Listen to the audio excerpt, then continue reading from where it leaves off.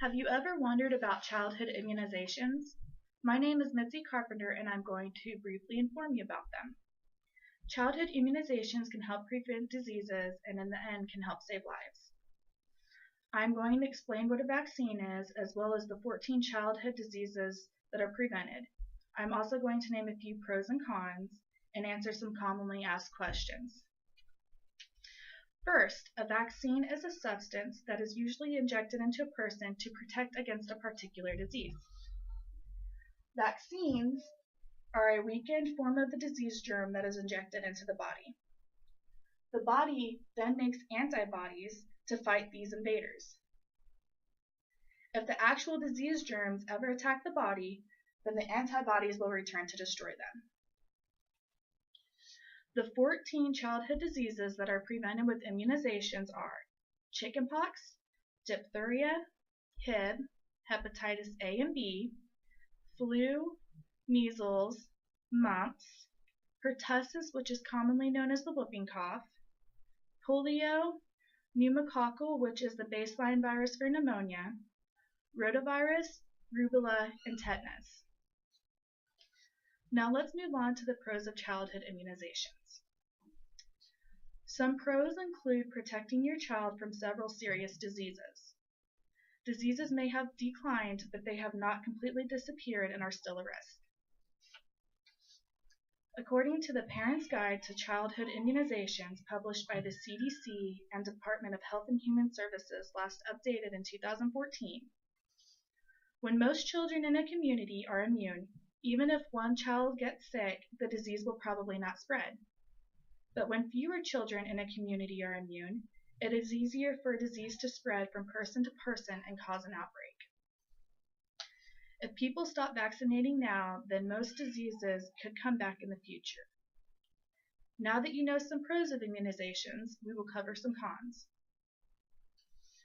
Not immunizing can make your child vulnerable to diseases because they're still here.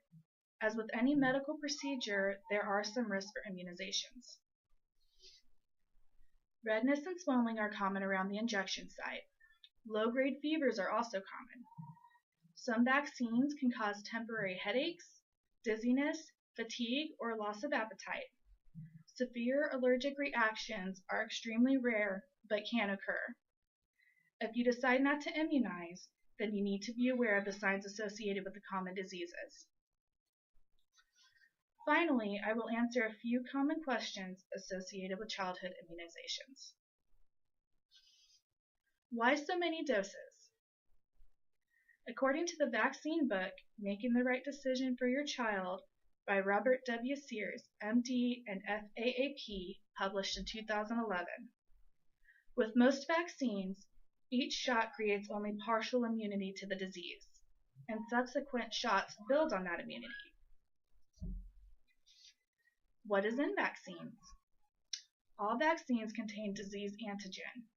Some have adjuvants, which help create a stronger immune response, and some have preservatives to help prevent contamination once the vial has been opened.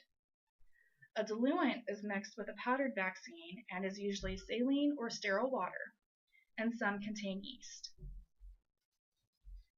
Can a child actually get the disease from a vaccine? This almost never occurs. With inactivated vaccines, it isn't possible.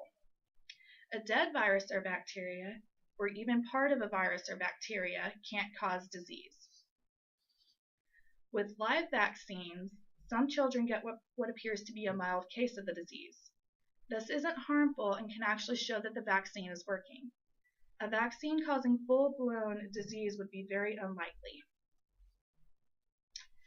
There is one exception to this with a live oral polio vaccine, which could very rarely mutate and actually cause a case of polio.